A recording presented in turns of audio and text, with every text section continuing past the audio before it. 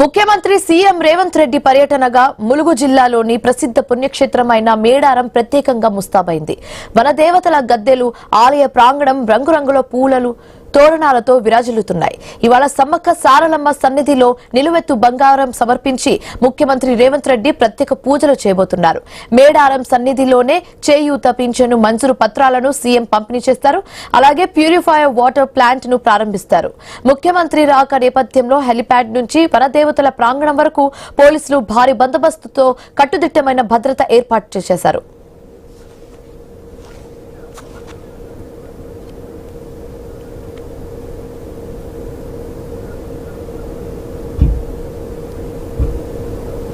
ముఖ్యమంత్రి సీఎం రేవంత్ రెడ్డి పర్యటన సందర్భంగా ములుగు జిల్లాలోని ప్రసిద్ధ పుణ్యక్షేత్రమైన మేడారం ప్రత్యేకంగా ముస్తాబైంది. ఇదే అంశానికి సంబంధించి కంప్లీట్ డీటెయిల్స్ మా కరెస్పాండెంట్ పవన్ అందిస్తారు ఫోన్ ద్వారా. పవన్, ఇప్పుడు రేవంత్ రెడ్డి వరంగల్ 2 కి సంబంధించి కంప్లీట్ డీటెయిల్స్ ఏ విధంగా ఉన్నాయి?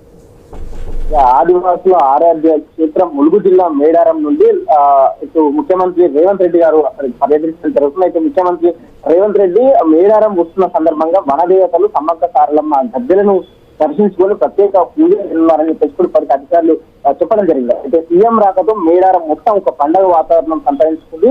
ఆలయ ప్రాంగణం రంగురంగుల పూలతో విరజిల్లుతుంది. ఇప్పటికి అధికారులు అన్ని ఏర్పాట్లు పూర్తి చేశారు. భారీ పోలీస్ బందోబస్తు ఏర్పాట్లు కూడా ఒకవైపు క్షుణ్ణంగా పరిశీలిస్తున్న పరిస్థితి కనిపిస్తుంది. అయితే వనదేవతల గద్దెను వివిధ రకాల పూలతో ప్రత్యేకంగా అలంకరించారు. ఆలయ పరిసరాలు పూల తోరణాలు ఆకర్షణీయంగా అలంకరణలతో మేడారం సోయగంగా మారింది. సీఎం పర్యటన నేపథ్యంలో భద్రతను కట్టుదిట్టం చేశారు. హెలిప్యాడ్ నుంచి వనదేవతల ప్రాంగణం వరకు పటిష్ట భద్రత ఏర్పాటు చేశారు. భారీతో పోలీసు బందోబస్తు కూడా ఎక్కడెక్కడ పూర్తి స్థాయిలో పర్యటిస్తున్న పరిస్థితి అనిపిస్తుంది. అది కొద్దిసేపట్లో ముఖ్యమంత్రి రేవంత్ రెడ్డి గారు హెలిప్యాడ్ ద్వారా మేడారం చేరుకున్నారని చెప్పేసి కూడా ఇప్పటికి అధికారులు చెప్పడం జరిగింది. అయితే సీఎం చేరుకోగానే ముఖ్యంగా మొదటిగా ప్రత్యేక పూజలు నిర్వహించారు. అమ్మవార్లకు నిలువెత్తు బంగారం సమర్పించారు. రాష్ట్ర ప్రజల సంక్షేమం కోరుకు కూస్తున్న వర్షాలు, రైతుల బాగోగులు సీఎం అమ్మవారిని ప్రార్థించనున్నారు. గిరిజన సాంప్రదాయాలకు, ఆదివాసీ సంస్కృతికి ప్రభుత్వం ఇస్తున్న ప్రాధాన్యతకు ఇది నిదర్శనంగా నిలుస్తుందని చెప్పేసి కూడా వైపు కాంగ్రెస్ నేతలు చెప్పడం జరుగుతుంది. అయితే పూజల అనంతరం సీఎం మేడారంలో పలు అభివృద్ధి కార్యక్రమాల్లో పాల్గొంటారు. మొదట చేయూత పింఛన్లు మంజూరు,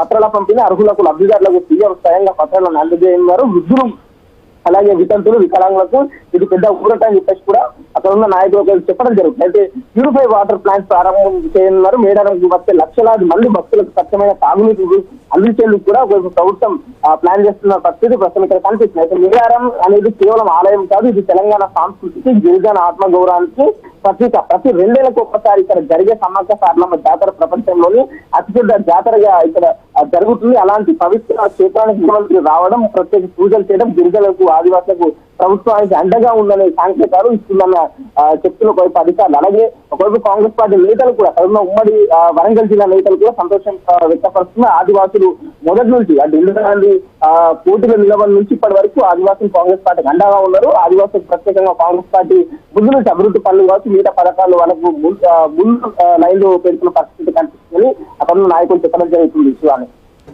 right, thanks for the updates power.